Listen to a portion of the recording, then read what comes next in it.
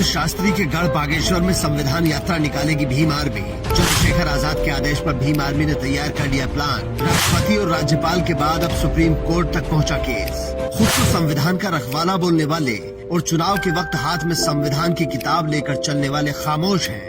PDA का नारा लगाने वाले भी कुछ नहीं बोल रहे, लेकिन भीम आर्मी और चंद्रशेखर आजाद ने धीरेन्द्र शास्त्री के खिलाफ मोर्चा खोल रखा है। पहले भीम आर्मी ने राष्ट्रपति और राज्यपाल को लेटर लिखा और अब बात सुप्रीम कोर्ट तक ले गए हैं, जिसके बाद कहा जा रहा है कि सुप्रीम कोर्ट बाबा बागेश्वर की यात्रा को बीच में ही रोक सकता है, क्योंकि भीम आर्मी भी 16 नवंबर से धीरेन्द्र शास्त्री की ही तरह यात्रा निकालने पर अड़ गई है, और वो भी बाबा बागेश्वर के गढ़ में, जिसके बाद प्रशासन के हाथ पैर फूलने लगे हैं और अदालत तक बात पहुंच चुकी है। इसलिए हम लोगों ने तय किया है कि धीरेन्द्र शास्त्री की यात्रा के बदले में जहां धीरेन्द्र शास्त्री यात्रा निकाल रहे हैं संविधान को नुकसान पहुंचाने या खत्म करने के लिए, वहीं हम लोग यात्रा निकालने जा रहे हैं संविधान की रक्षा के लिए, जिसका नाम संविधान बचाओ यात्रा रखा है।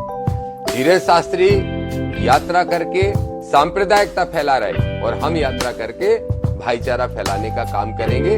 तो इसलिए संविधान बचाओ यात्रा की शुरुआत भी हम 16 तारीख को ग्वालियर से करने जा रहे हैं। ये जो यात्रा होगी ये 2 चरण में होगी। पहले चरण में ये ग्वालियर चंबल संभाग में जाएगी, जगह जगह सभाएं होंगी, सैकड़ों जगह नुक्कड़ सभाएं होंगी, और दूसरे चरण में बुंदेलखंड में जाके समाप्त होगी। जाएंगे ग्वालियर टू बागेश्वर छतरपुर, वहां जाके यात्रा का समापन करेंगे।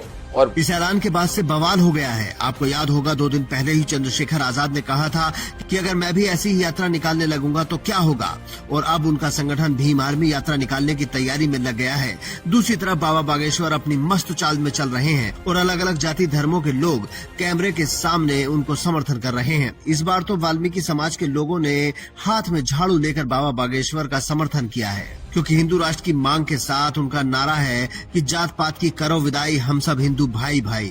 ये नारा सुनने में बेहद अच्छा लगता है। सब चाहते हैं कि जात पात खत्म हो जाए, लेकिन क्या धीरेन्द्र शास्त्री भी वही चाहते हैं? क्योंकि कुछ दिन पहले बाबा बागेश्वर के विचार ऐसे नहीं थे। कर ले। हम पहली बात तो जात पात खत्म करने के पक्ष में। क्यों? उसी पे हम तथ्य देना, तब तो हम बोलना चाहते, समझना चाहते। हाँ, जात पात खत्म करना एक बहुत विचित्र मुद्दा है जो इस देश में गृह युद्ध छेड़ेगा, क्योंकि इस देश में आरक्षण है।